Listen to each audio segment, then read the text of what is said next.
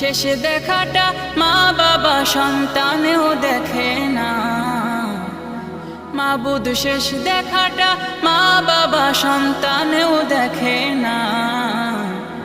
এমন মরণ মাওলা তুমি কাউকে দিও না, এমন মরণ মাওলা তুমি কাউকে দিও না।